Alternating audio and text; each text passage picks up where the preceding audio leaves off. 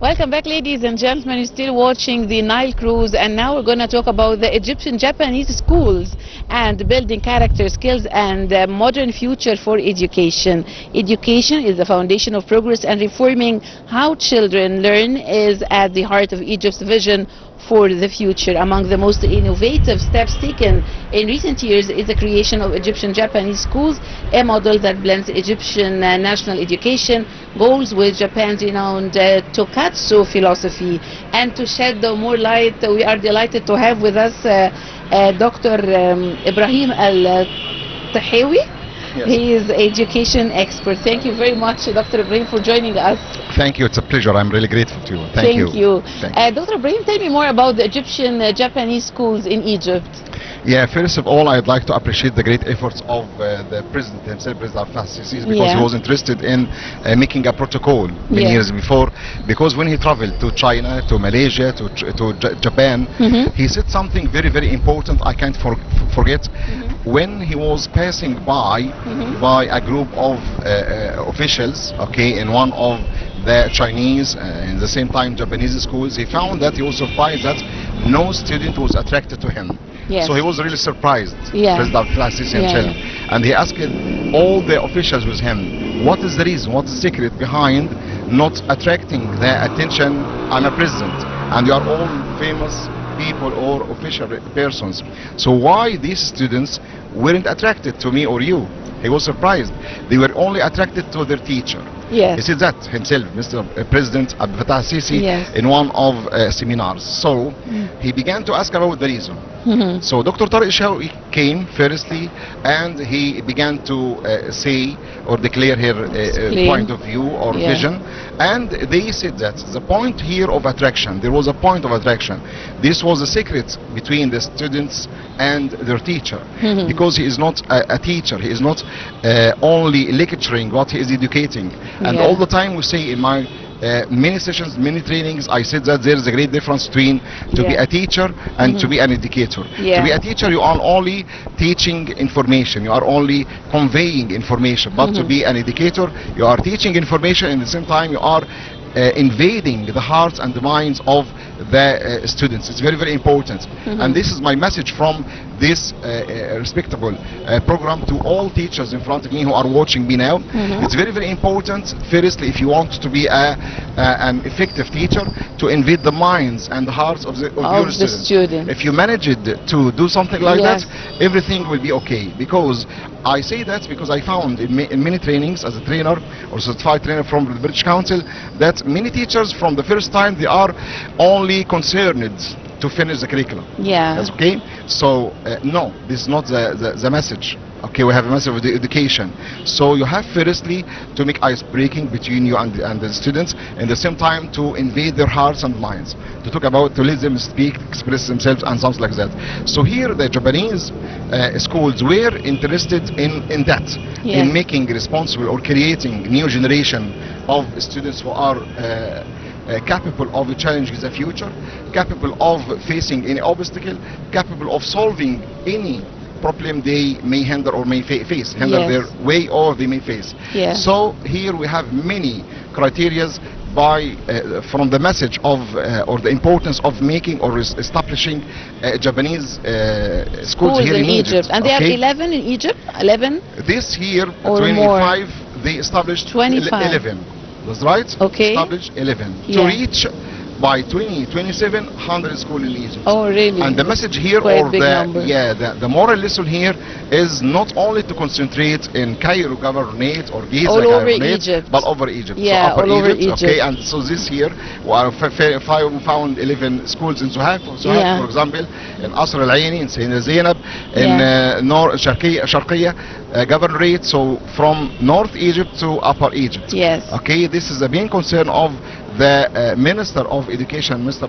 Mohammed Abdel Latif, in the same time the main concern of the President himself, because we found that as educators or as trainers, we found that in fact the Japanese schools succeeded here in Egypt, okay, by making projects and making the students for the first time to talk, to express themselves, and in fact I found a great style of education like STEM school. Dr. Ibrahim, one of the core features of EIS is the Tokatsu philosophy.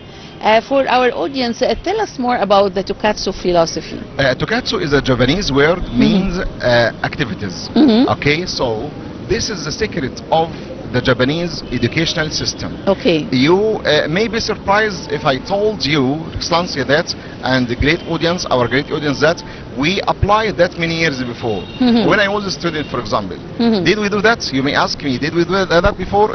Or is it a new thing? Or is it a new style or track of education? No, I'd like to say that, or confess that for the first time in this respectable program, that we did that many years before, but we didn't say Tokatsu, or we didn't say activities, for example. So I can't forget that when our agriculture teacher took us, make groups to plant, for example, to plant seeds. This is a kind of activity.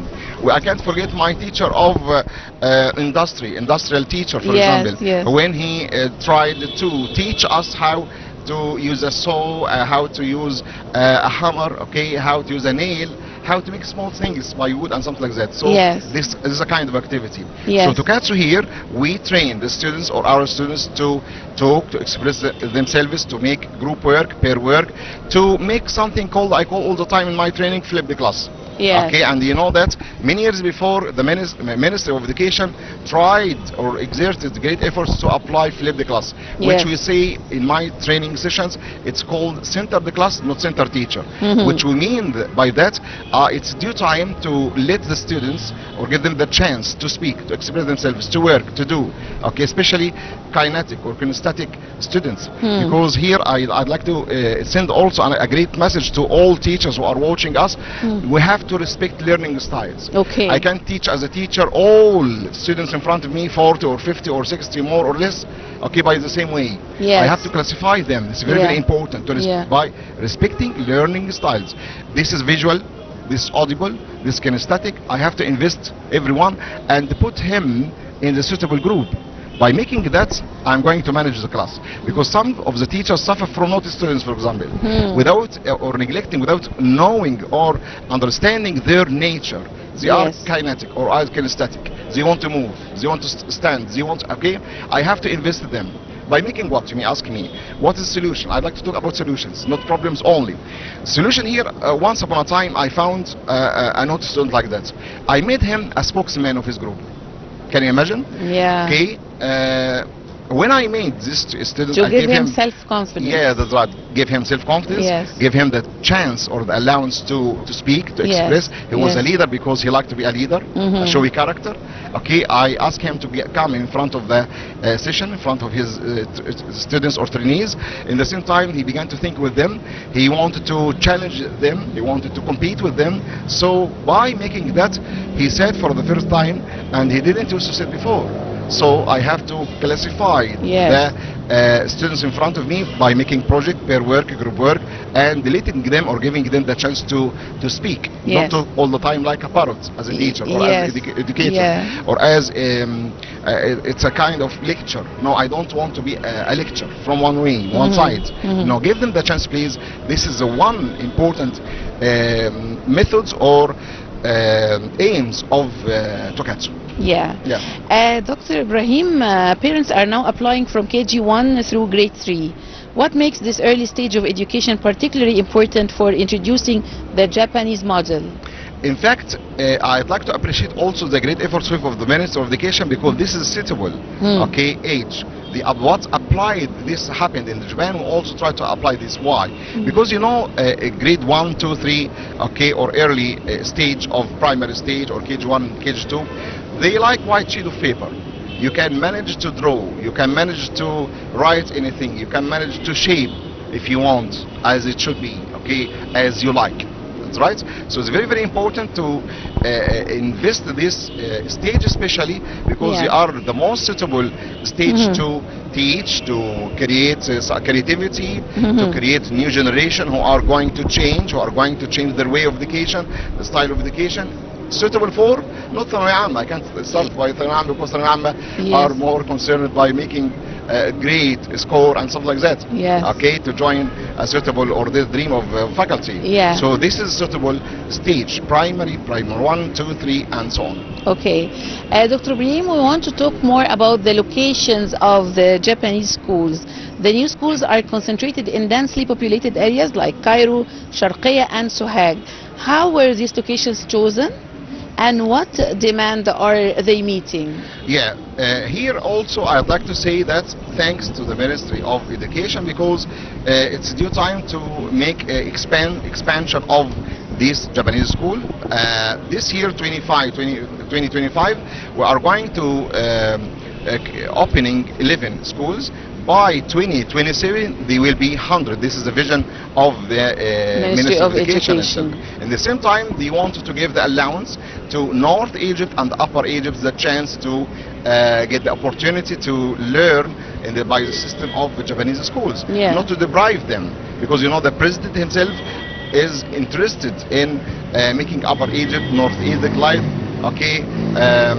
What's happening in Cairo governorate or Giza governorate, because many years before they said that, okay, we are deprived from many things, but the president in fact interested in Upper Egypt, North Egypt, so in fact they are opening this year 2025 11 schools to give them the chance and their children the chance to cope with the children in Cairo, Giza, and Alexandria, and other governorates. Like yeah. Okay. Dr. Ibrahim, teachers in the EIS are described as facilitators rather than traditional instructors. How does this role shift affect the learning environment? Yeah, in fact, this word is not new, because many years in my training sessions I say that you are a guide as a teacher. You are only a facilitator. You are not only teaching. Take care. There is a great difference between to be a guide or a facilitator and to be a teacher. Teacher, you are giving everything, you are doing everything, you are in a hurry to finish everything. Sometimes I found that some teachers, while observing some teachers and some schools, okay, I found that in the evaluation, you know, you heard about evaluation. Yes. Mr. Muhammad Al-Latif is interested in that. Evaluation, I respect this kind, although many teachers in front of me now will criticize this point of view, will criticize my word, my speech now. No, we are criticizing evaluation. It's a waste of time. I say no, it's not a waste of time. I asked one of the teachers, she was one of the new graduated teacher. I asked her about her point of view about, frankly speaking, about evaluation. She said what? She said, I am enjoying working with the students, firstly. In the same time, for the first time, evaluation makes the students write, think, participate. They are not active learners, they are not passive learners, because when I write everything, they write with me, they are copying only. When I talking, they are listening only, receiving only. This is what we call passive learning. So to apply active learning, it's very, very important to make that, to allow the students to apply evaluation by participating, by writing, by doing their. And here another message to the teachers who are doing the activities for the students or the parents. Okay, dear parents, please leave your students to do the evaluation themselves, because I want them to depend on themselves. It's very, very important, and to practice writing. You know, also we have a great message of the Minister of Education.